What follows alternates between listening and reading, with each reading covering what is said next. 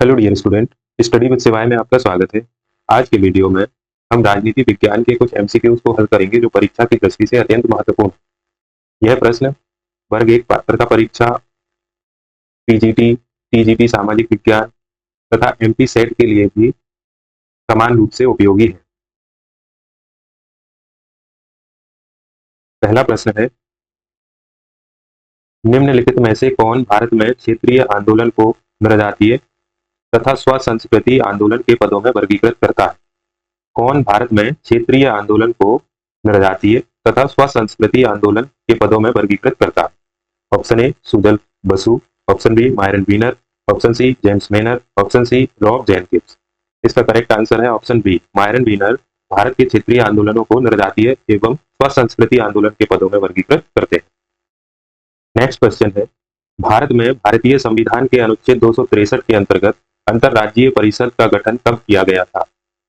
Option A 1961, option B 1972, option C 1990, option D 1998। इसका correct answer है option C 1990 में अंतरराज्यीय परिषद का गठन किया गया। नेक्स्ट क्वेश्चन है, निम्नलिखित में से कौन एक अधिनियम भारतीय संविधान की धारा 34 के अंतर्गत बनाया गया? आर्टिकल 34 के अंतर्गत बनाया गया। Option A the army act, option be the armed force special power act, option see the border security forces act, option D the navy act. इसका करेक्ट आंसर है option be the armed force special power act. इसको AFSPA के नाम से भी जानते हैं, AFSPA। Next question है, 74वां संविधान संशोधन किन राज्यों के अनुसूचित क्षेत्रों में लागू नहीं होता? राजस्थान, हरियाणा, उत्तर प्रदेश और उड़ीसा।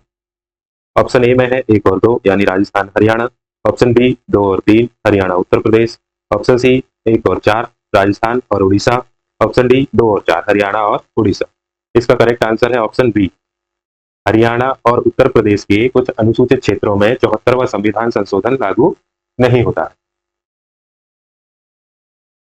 नेक्स्ट क्वेश्चन है, भारत के उपराष्ट्रपतियों को उनके सही कालानुक्रम में व्यवस्थित कीजिए।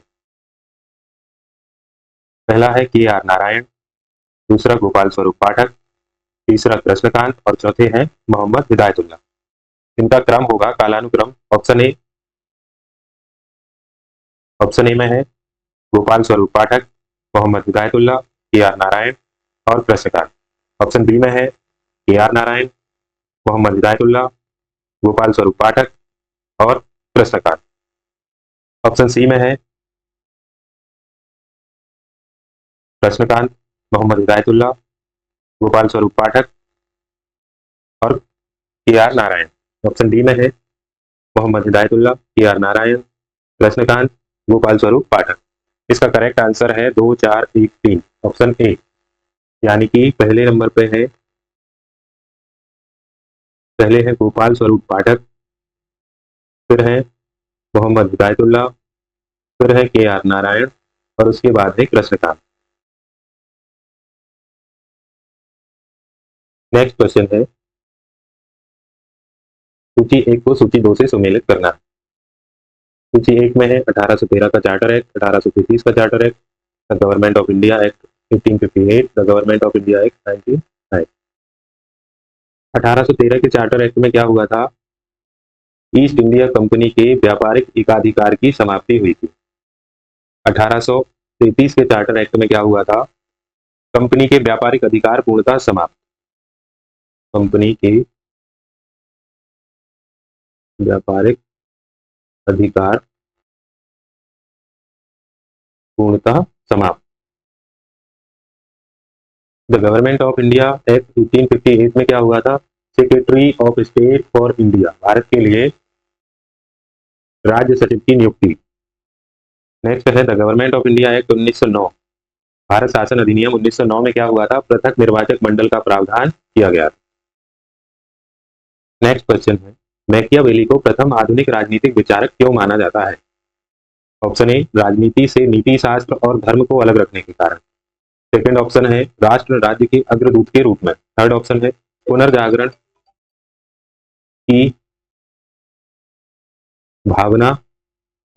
की भावना का प्रतिनिधित्व किया, फोर्थ ऑप्शन है चर्च को राज्य के अधीन लाने का लाने के कारण। इसका करेक्ट आंसर है ऑप्शन ए, मैकियावेली को प्रथम आधुनिक राजनीतिक विचारक इसलिए माना जाता है क्योंकि इन्होंने राजनीति से नीति शास्त्र और धर्म को अलग रखने का काम किया। नेक्स्ट क्वेश्चन है, सूची 1 को सूची 2 से मिलान करना है। अखिल भारतीय विद्यार्थी परिषद किस राजनीतिक पार्टी की छात्र इकाई है? तो यह है BJP. BJP Bharatiya Janata party की छात्र इकाई है अखिल भारतीय विद्यार्थी परिषद।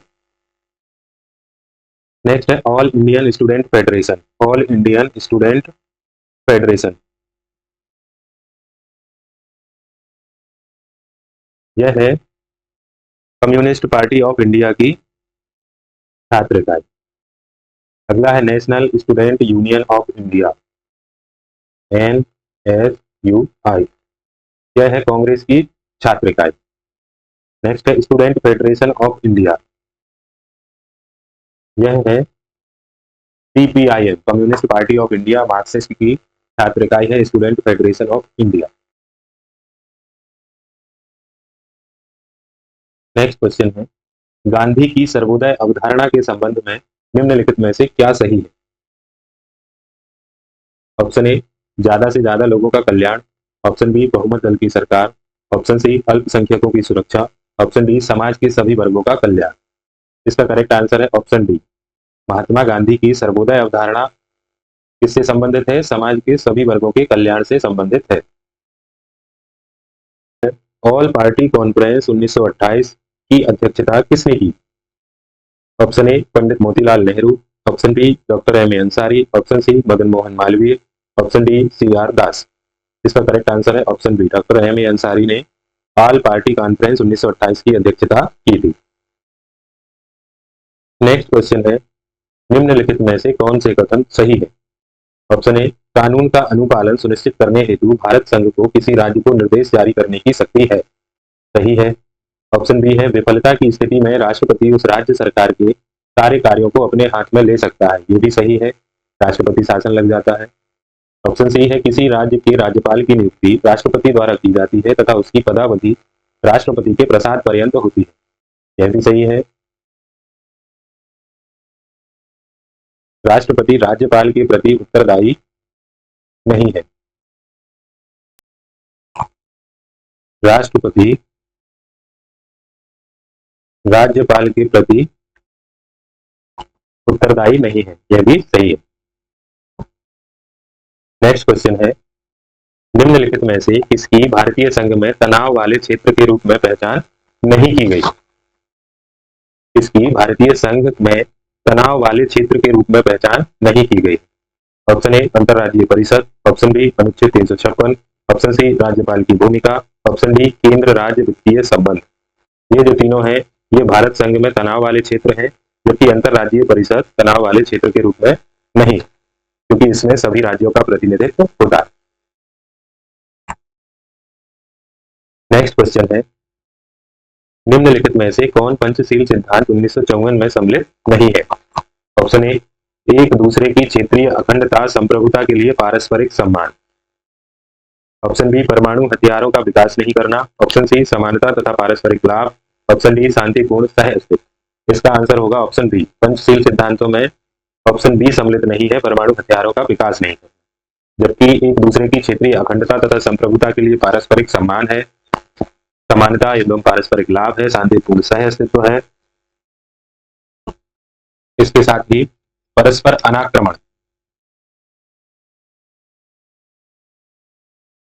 परस्पर अनाक्रमण, एक दूसरे पर आक्रमण नहीं करना, तथा आंतरिक मामलों में हस्तक्षेप, ये पंचशील सिद्धांत है।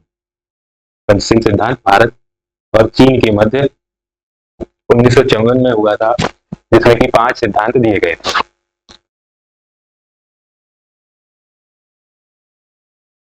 नेक्स्ट क्वेश्चन है, निम्नलिखित में से कौन अमेरिकी राज्यों के संगठन के अंग है?